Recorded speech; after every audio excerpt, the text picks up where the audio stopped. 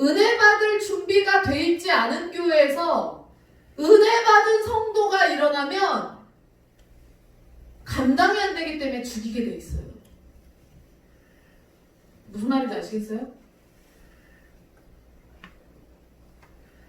다 잠자고 있는 신앙인들인데 성령이 충만한 사람이 하나가 딱 등장하잖아요. 그러면 감당이 안 돼, 주변에서. 그럼 어떻게 해야 돼? 지들이 깨서 올라가야 되거든요? 근데 그렇게 해요? 안 하죠. 어떻게 해요? 너도 가만히 있어, 이거예요. 청년들이, 그러니까 젊은 우리 아이들이 일어나기 시작했어요. 그때 교회에서.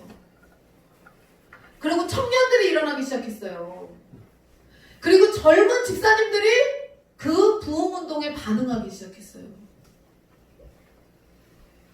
그랬더니 목사님이 자르는 거야.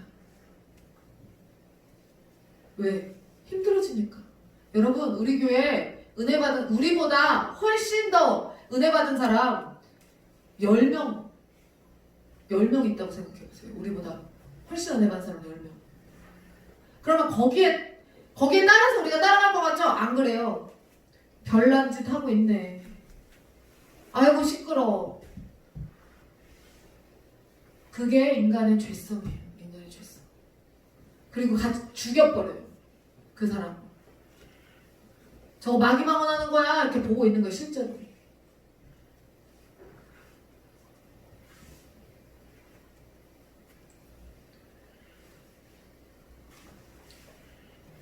그런 아픔과 그런 어려움, 신앙생활 하면서 저는 근데 제가 그런 일을 겪었음에도 불구하고 지금까지 주님을 떠나지 않고 지금까지도 교회를 사랑하고 지금까지도 그 교회의 머리 되시는 예수님을 너무나 사랑하고 있다는 그 사실이 너무 감사해요. 주님을 떠나지 않고 교회를 떠나지 않았다는 사실.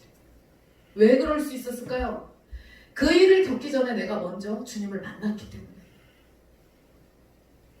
그래서 버리지 않았던 거예요.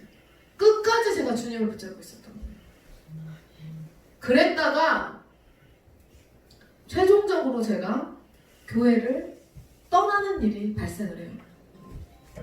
언제 제가 교회를 떠나게 됐냐면 대학교 1학년 때 떠났거든요. 대학교 1학년 때. 근데 그 교회를 나와서 여기저기 떠돌이 생활을 하다가 고등학교 3학년 때 인천까지 교회를 제가 다니기 시작을 했어요. 그래서 인천까지 교회를 갔는데 고3 생활을 하면서 인천까지 주말마다 토요일마다 교회를 올라가는 거예요. 그래서 토요일에 성가대 연습하고 주일에 예배 마치고 내려오는 거예요. 인천까지 가서 예산에서 그거를 6개월을 하고 나니까 딱 쓰러지더라고요. 그래서 귀 청력을 그때 이제 잃은 거고. 근데 그러고 나서 그 교회 목사님이 변질되기 시작했어요. 제가 다녔던 교회 목사님이 진짜 말씀을 세게 하셨거든요. 헌금을 못해. 그 교회는 이상하죠. 이상한 교회죠. 헌금을 못해요. 헌금 왜 못하는지 알아요? 야, 죄 지었으면 헌금하지 마. 그 돈 더러워서 하나님 안 받아. 이렇게.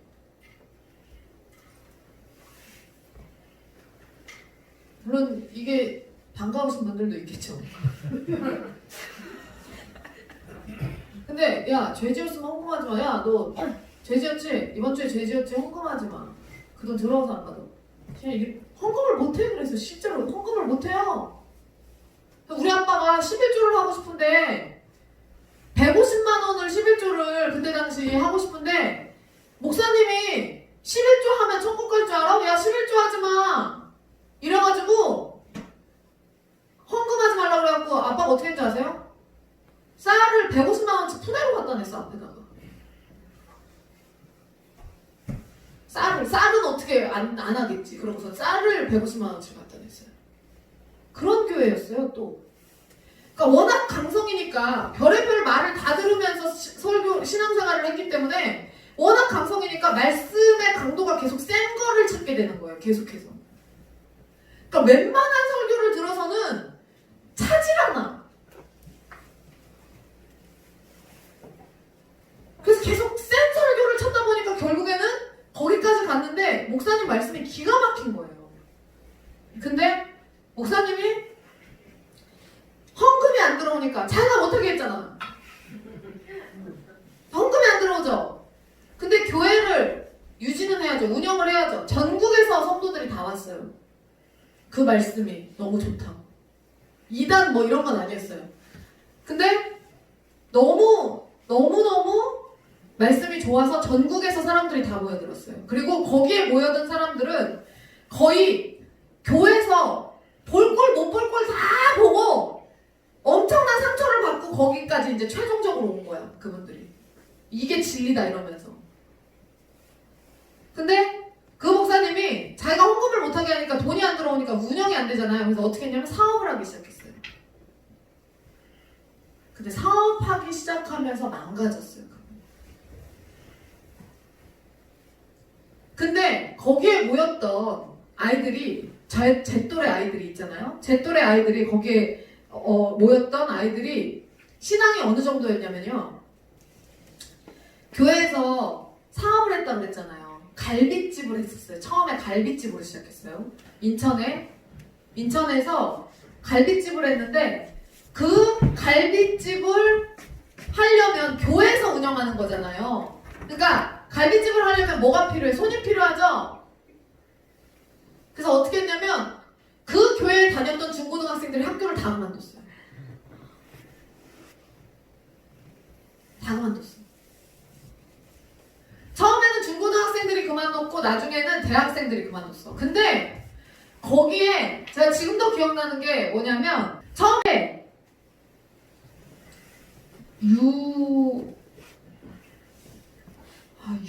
어떤 언니가 있어요. 무슨 주 언니가 있었는데 그 언니가 인천 교대를 다녔어요. 저보다 한 살 많아요.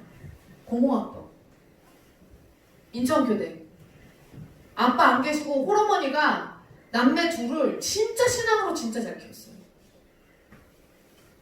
근데 그 언니가 인천 교대면 여러분 굉장히 셉니다. 교회 식당에서 교회 그 갈비집에서 서빙한다고 학교를 그만뒀어요. 그리고 교회 갈비집 가서 서빙하는 거야. 근데 자기가 교회 사업체에 거기에서 그러니까 무급 돈을 안 주지. 돈을 안 줘요. 무급으로. 근데 그것에 대해서 자기가 그렇게 그곳을 관둔 것에 대해서 하나도 아까워하지 않아. 정말 배설물과 같이 여겼어요. 그 언니가. 그 언니뿐만 아니에요. 다 그만뒀어요. 거기 애들이 학교를. 근데 저도 그만두고 싶었어요. 그만둘 준비가 돼 있었어요.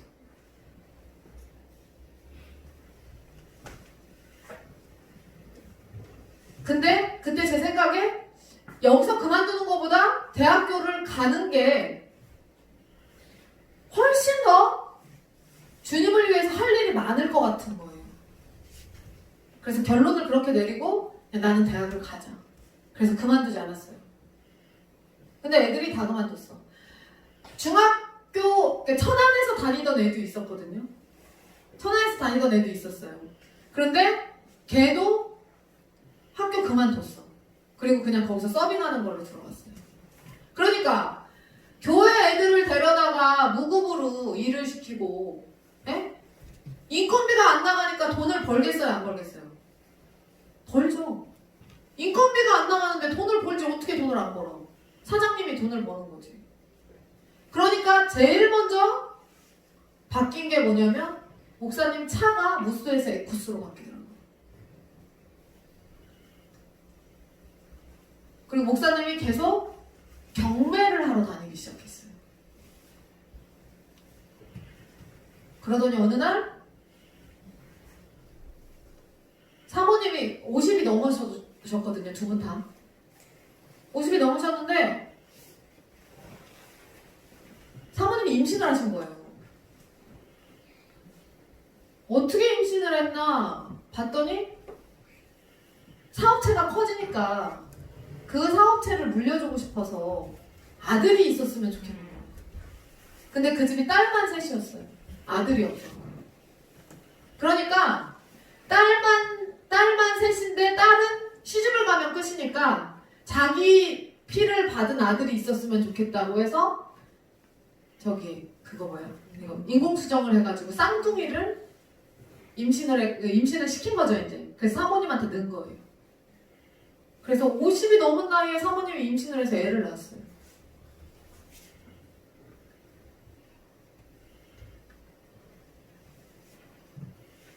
별의 별꼴을 다 봤어요. 거기 가서.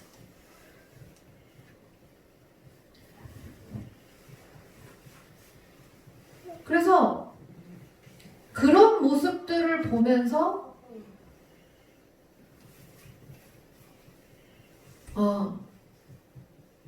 내가 예수님 너무 사랑하는데 이 땅에 교회에는 예수가 없구나. 그래서 나는 교회를 나가지 않겠다 라고 대학교 1학년 때 결심을 했어요. 그리고 그렇게 주님을 뜨겁게 사랑하고 교회를 떠나서는 살 수 없을 것 같았던 제가 그렇게 교회를 잠깐 떠났어요.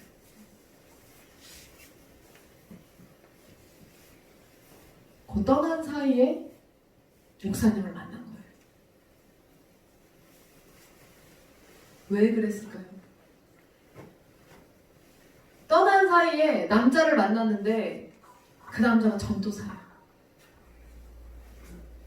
주님이 저를 사랑하시는 거예요? 안 사랑하시는 거예요? 사랑하시는 거죠.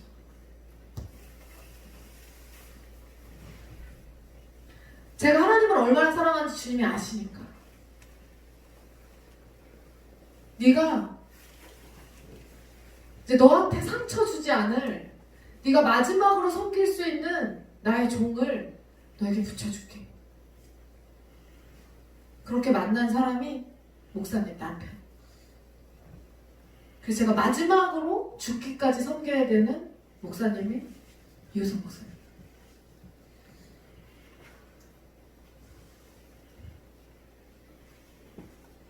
그런 아픔을 가지고 제가 신앙생활을 했어요. 그러니 여러분, 제 내공이 얼마나 강하겠어요. 웬만한 정말 그러니까 제가 여러분들한테 말 막 하잖아요. 근데 되게 많이 참아서 그 정도 얘기하는 거예요. 그러니까 여러분을 정죄하는 마음은 저는 전혀 없어요. 근데 만약에 예를 들어서 여러분이 여러분의 상황 다 이해하고요. 전 절대 그런 마음은 없거든요. 근데 여러분이 주일에 어떻게 해야 돼가지고요. 주일에 이번에 못 나와요. 이러면서 막 구구절절 얘기하잖아요. 그럼 저는 그냥 웃겨요. 그러니까 신앙생활을 너무 저는 치열하게, 그러니까 귀가 한쪽이 먹으면서까지도 제가 정말 쓰러지면서까지도 주님 앞에 저를 헌신해 봤던 사람이기 때문에 저는 그냥 웬만해서는 제가 할 수 있는데? 이렇게 생각을 해요. 제가 구조가 그렇게 생겨먹었어요. 구조가. 왜 못한다는 거지? 이게 뭐가 힘들다는 거지? 이렇게 나와요, 저는. 근데 여러분, 제가 그렇게 생겨먹었기 때문에 여러분들의 지경도 넓어지는 거예요. 왜냐면 계속 하게 하니까. 할 수 있어! 해봐! 이렇게 하니까.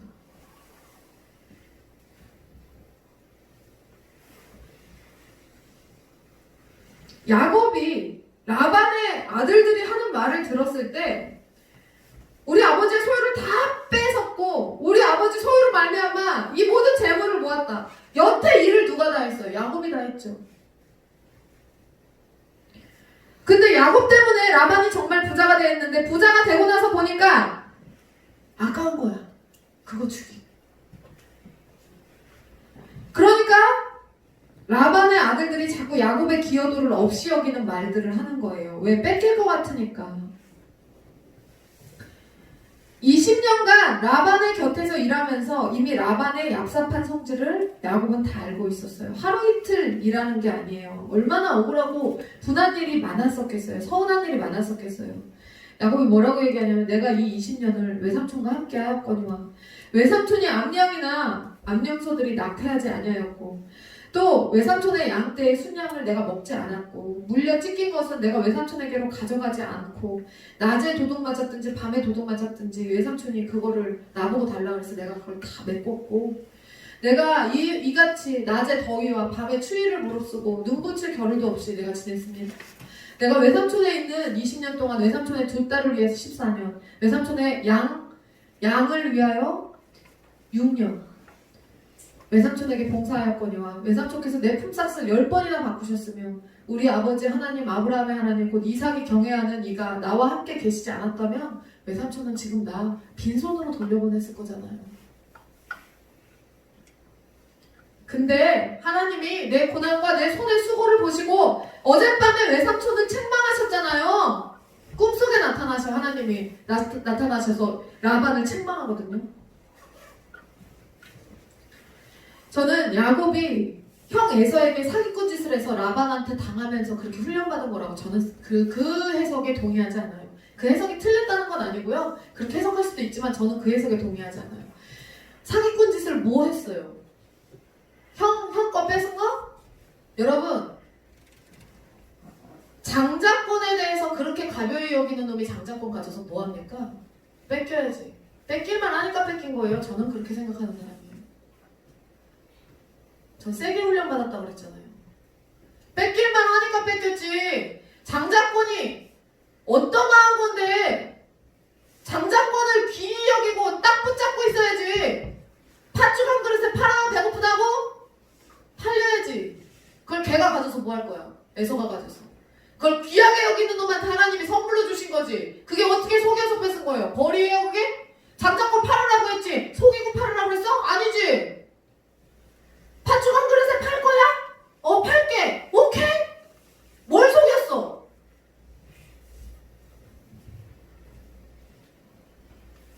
에서가 잘못한 거죠?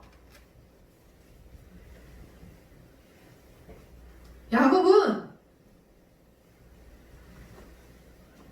믿음의 가문을 이어갈 그 계보의 주인공이 된 이유로 그것 때문에 복음의 씨앗이 그 안에 있었기 때문에 억울한 일 당한 거예요, 여러분. 제가 살아보니까 그렇더라고요. 진짜 예수님 잘 믿는 사람들이 억울한 일 엄청 당해요. 제가 그랬어요. 진짜 예수님 잘 믿으면요, 비웃음 엄청 당해요. 예수님을 잘 믿는데 어떻게 비웃음을 안 당하고 예수님을 잘 믿는데 어떻게 오해를 안 당해. 나는 인생이 내가 예수님을 인격적으로 만난 이후로부터 지금까지 인생이 다 모함과 왜곡, 오해. 그래서 제가 마카오 가서도 그런 거 같잖아요.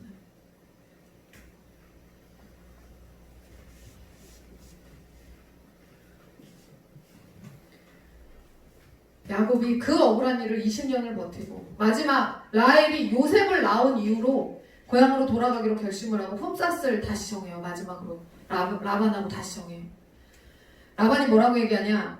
얼룩무늬와 점무늬가 있는 양과 염소를 너에게 주겠다. 왜?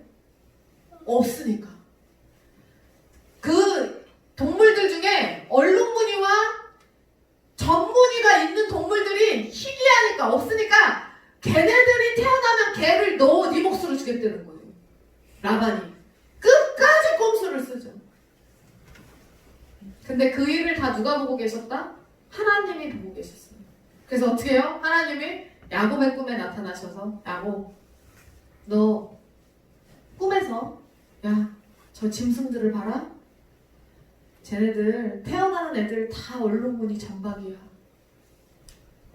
그 이후로 짐승들이 태어났다 하면 그 집에 라반 집에 짐승들이 태어났다 하면 다 얼룩무늬 점백이야. 그냥 태어났다 하면 뭐 볼 거 없어 얼룩무늬 점백이야. 훨씬 라반의 것보다 얼룩무늬 전무늬가.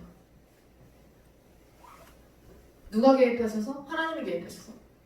그 전에 야곱이 뭐 나무 껍질을 벗겨가지고 얼룩무늬를 보게 해가지고 그 태교를 시켜가지고 하는 장면이 나오거든요. 그래서 그 태교를 해가지고 그걸 본 애들이 물을 먹으면서 그 무늬를 얼룩무늬를 본 애들이 다 나면은 다 얼룩무늬를 낳았다고 그렇게 나오는데, 여러분 그거 같다고 그게 나왔다고 해석하는 게 빨라요. 하나님이 그냥 얼룩무늬를 뱃속에서부터 만지셔가지고 나왔다는 게, 스티커를 얼룩무늬로 붙이신 거지. 그렇게 해석하는 게 훨씬 빠르죠. 하나님이 하신 거죠. 야곱의 힘으로 한 게 아니에요. 하나님이 너무 억울한 야곱을 보시고, 진짜 야곱이 내 편에 있는 사람인데 제가 너무 억울한 거야. 근데 20년을 죽을 힘을 다해 섬긴 거예요. 그걸 하나님 다 보고 계셨어요. 하나님을 원망하지 않았죠. 뭐라고 얘기해요? 하나님이 나와 함께 하셨기 때문에 당신이 나를 해하지 않았잖아요. 함께 하고 있다는 걸 알았어. 그래서 버틸 수 있었던 거예요. 하나님이 야곱의 억울함을 아시고 야곱의 품삯을 정확하게 받게 하시려고 양떼의 출산에 개입해버리세요. 야곱은 일평생 억울함과 싸웠을 것임에도 불구하고 하나님이 동행하신다는 그 확신이 있었어요. 그래서 그에 걸맞는 보상을 라반으로부터가 아닌 하나님께 직접 받아요. 이게 가장 정확해요. 저는요, 여러분이 판단해보세요. 여러분이 보잖아요. 야곱이 뭐라고 얘기해요? 형제들 다 부르자고 그래요. 라반의 자녀들과 라반이 너무 억울하게 하니까 마지막에 우리가 아는 사람 다 부릅시다. 그래서 내가 당신에게 어떻게 했는지 알고 당신이 나에게 어떻게 했는지 아는 우리 형제들 다 부릅시다. 그리고 나서 그들로 하여금 당신과 나 사이를 판단하게 합시다. 얼마나 억울해요. 얼마나 억울해요.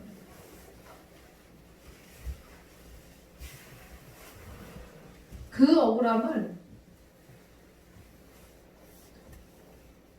라반은 끝까지 사기치는 놈이었어요. 끝까지. 근데 누가 갚으신다? 하나님이 직접 보상하신다.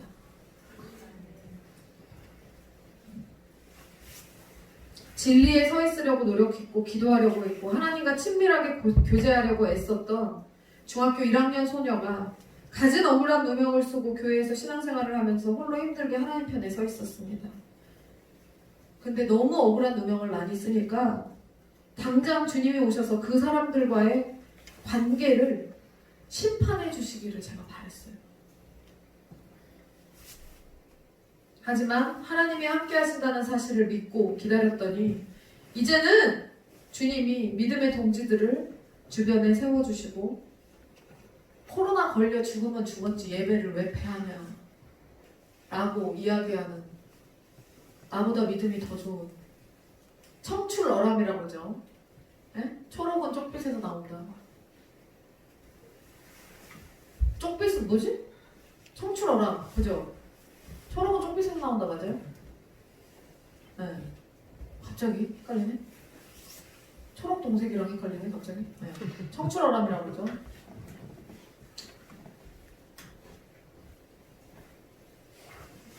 그 성도들이 제 옆에 함께 신앙생활을 하고 있고 그런 좋은 믿음 좋은 성도들이 함께하는 목회를 할 수 있어서 저는 정말 얼마나 행복한지 몰라요. 여러분이 판단해 보세요. 저와 그분들 사이를 여러분이 객관적으로 판단해 보세요. 우리들의 그 억울함을 주님이 아십니다. 주님이 함께 하신다는 마음의 확신이 있으면 여러분 때가 되면 하나님께서 개입하셔서 모든 염소와 양을 아롱진 것과 얼룩진 것으로 태어나게 하시는 보상이 반드시 주어져요. 하나님 편에 서 있으면 그 하나님의 신실하심을 의지하셔서 내가 하나님 편에 서 있는 사람이 맞다면 그 어렵고 오해받고 힘든 그 시간들을 참고 견뎌야 돼요. 그러면 하나님께서 우리와 그들의 사이를 다 판단하십니다.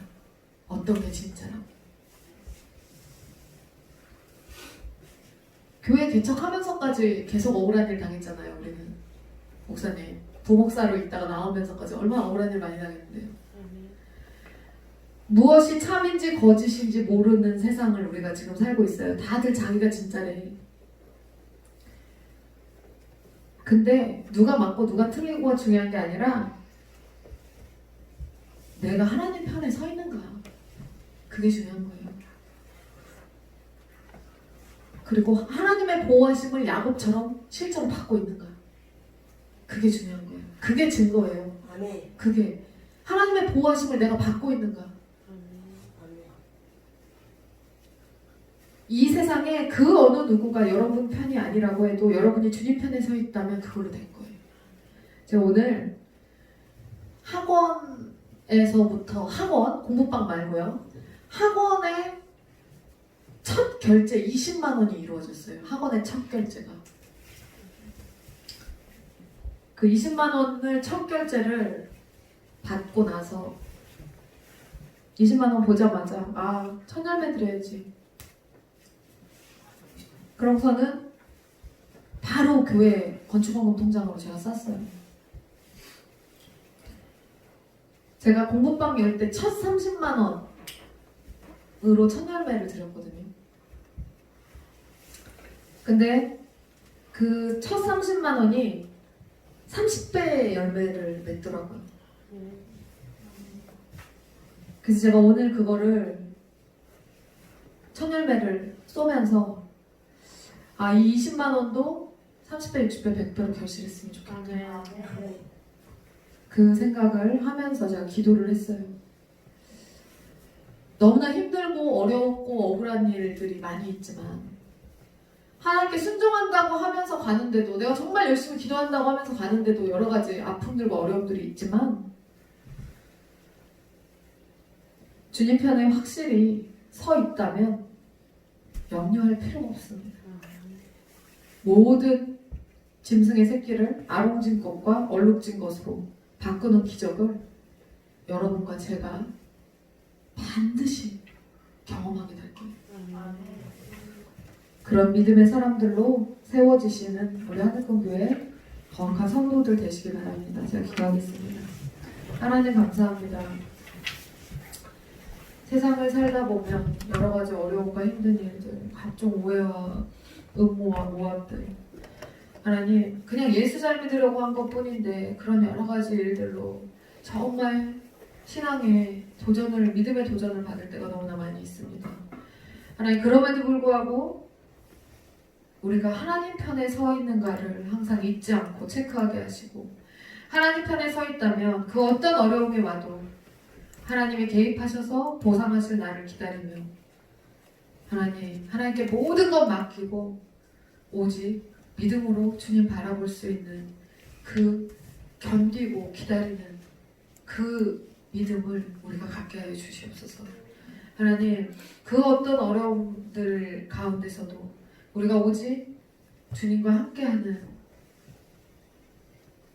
우리가 주님이 우리와 함께 하신다는 그 주님을 신뢰함으로 하나님 우리가 승리케 되는 놀라운 역사가 일어날 수 있도록 아버지께서 인도하시고, 하나님 오직 주님의 편에서 우리가 그 발걸음을 치우치지 않고 오직 주님의 말씀 따라서 그 기준대로 살아가는 우리 하늘꿈교회 성도들 될 수 있도록 인도하여 주시옵소서. 우리 모든 억울함과 분함, 힘든 것들 하나님의 개입으로 그런 것들이 풀어지고 우리의 인생이 정말 자유롭게 되는 그 일들이 오직 주님 안에서 일어날 수 있음을 고백합니다.